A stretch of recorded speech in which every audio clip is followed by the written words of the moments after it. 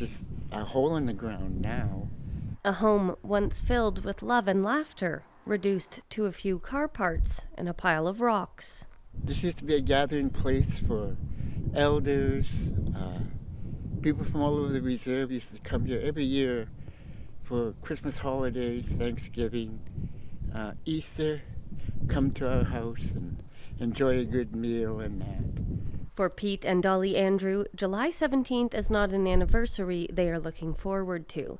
It's the day the St. Mary River wildfire broke out, ripping through the reserve on the First Nations community of Aq'am and burning their home to the ground.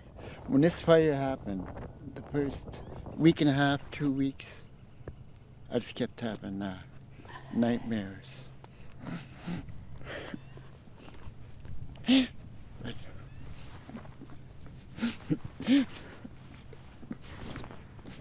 At the time, at least 50 homes were evacuated.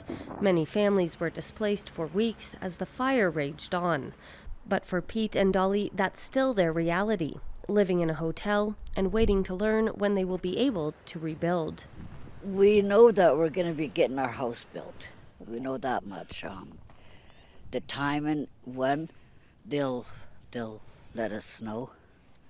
But in the meantime, we were gifted this car that we're driving when we lost our cars. And we were gifted this motor home. Aq'am Chief Joe Pierre says it could be up to 2 years before families like theirs have a place to call home again. This is a process. It's going to take a while to get people back into homes. It's not going to happen immediately. We're trying to support each of the families to the level of support that they're wanting. The St. Mary's River fire burned for months, challenging fire crews as it continued to grow down the valley. And while no injuries were reported, the mental scars are still very raw for the community. I'm scared of the future for the young people of this province that, if the trends continue going in the direction they're going, we might end up with a time when it's fire season 12 months of the year here in British Columbia. Last year, before the wildfire, Aq'am completed a massive prescribed burn. It was touted by the BC Wildfire Service as one of the reasons the St. Mary's River fire didn't do more damage. But that burn took 4 years to plan and execute, something that Pierre says needs to become a priority in today's fire landscape.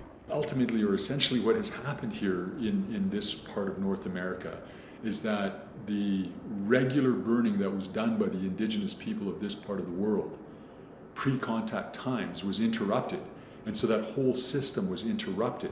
He says Aq'am is working with other nearby communities like Cranbrook and Kimberley to establish procedures for emergency preparedness, and Aq'am is encouraging community members to fire smart their properties. For Pete and Dolly, their hope is to be able to return home one day soon, to once again host family and friends and make new memories. Bullock, CBC News, Cranbrook.